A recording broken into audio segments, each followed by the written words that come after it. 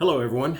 I'm making this video because I'm seeing some issues out there with racism, and to be honest with you, it's kind of pissing me off. So, going to talk about racism specifically here in the South and Southeast where I'm at, but then it's applicable everywhere as well. So, first of all, you're going, who is this guy and what the hell business does he have telling? Well, you know what? I'm nobody.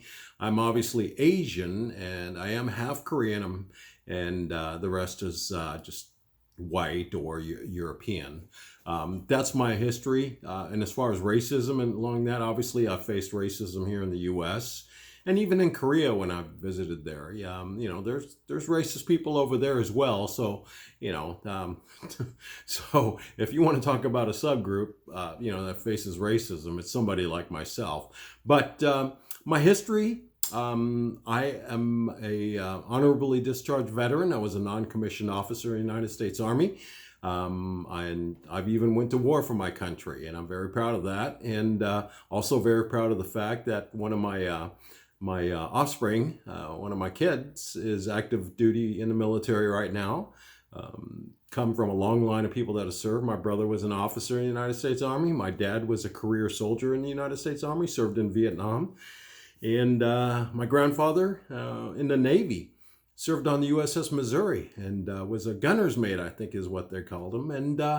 And he was involved in the shelling of Okinawa. And of course, in the latter years of his life, he couldn't hear anything. But and even in my great grandfather's in the cemetery, it says horseshoer, World War One. So.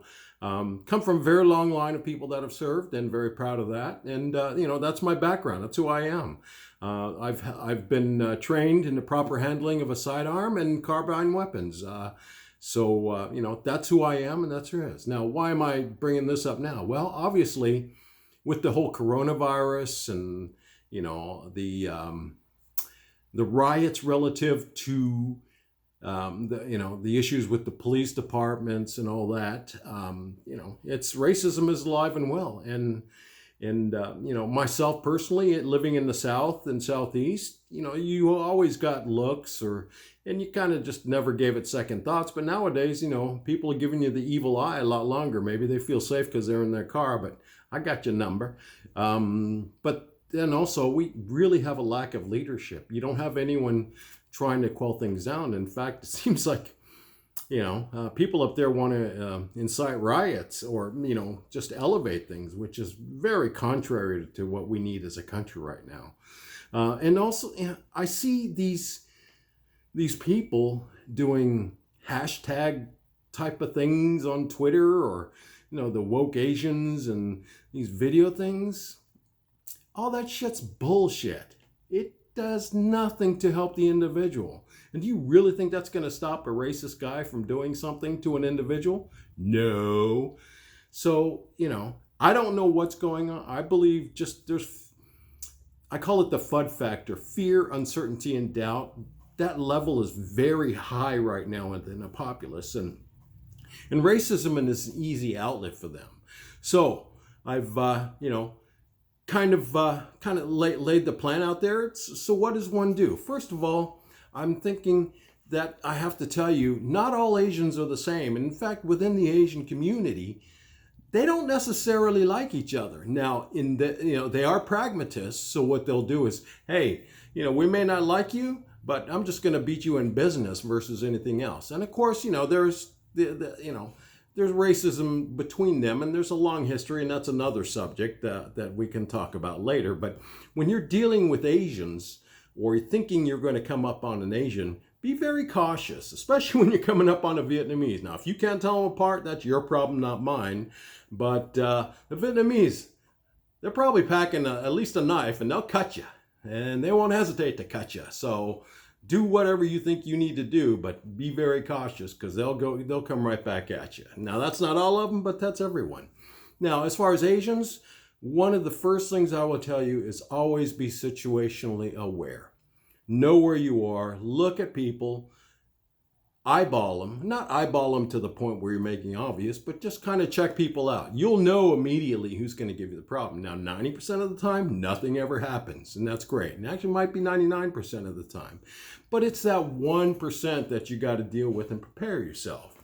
Now, first thing that happens if you are in a situation, one, wherever you're at, make sure that you've got a way out, an easy out. Don't put yourself in a corner. And if it does come down to that, try and de-escalate.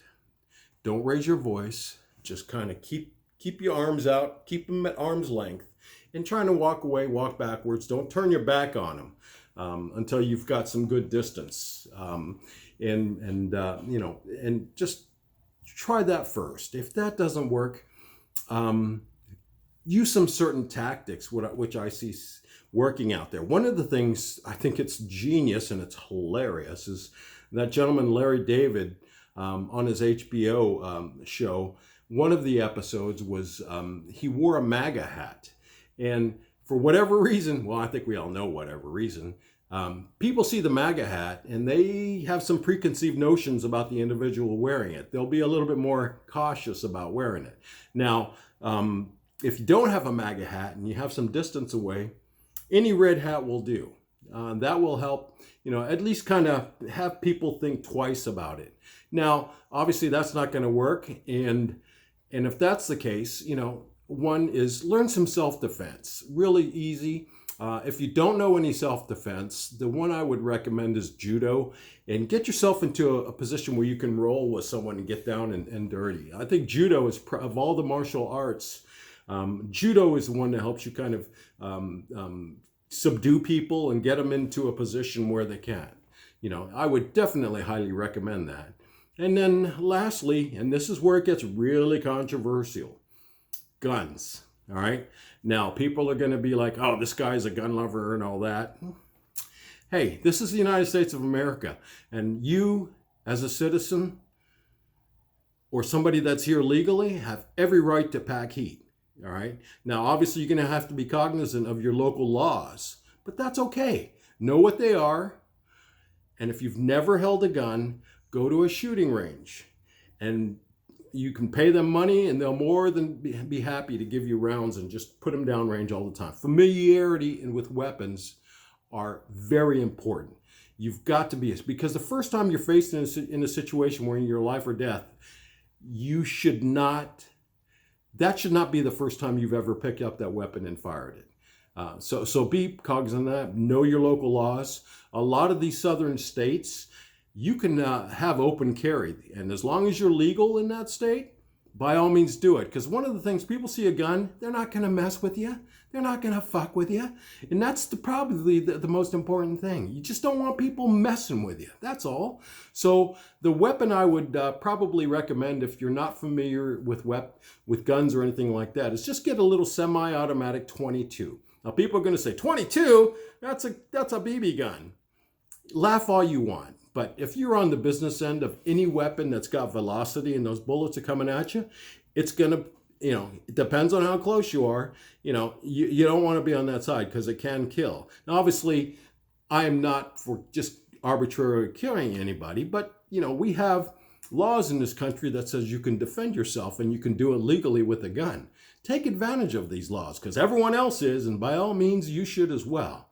Now, with that being said, you got to practice with the weapon. You got to become familiar with it, and that's with even the martial art, if that's the way you want to go, or even, if you're kind of more of a senior citizen, you got a cane. I say carry a cane. Cane can be a great weapon, both for defensive purposes and even offensive purposes. So that's it. That's my recommendation. Racism is going to be alive and well. All this woke crap doesn't mean shit. You got to defend yourself because the individual is who we're dealing with out there in the public all the time. Hope this helps. If it doesn't, well, to heck with it. Have a nice day. And don't forget to vote.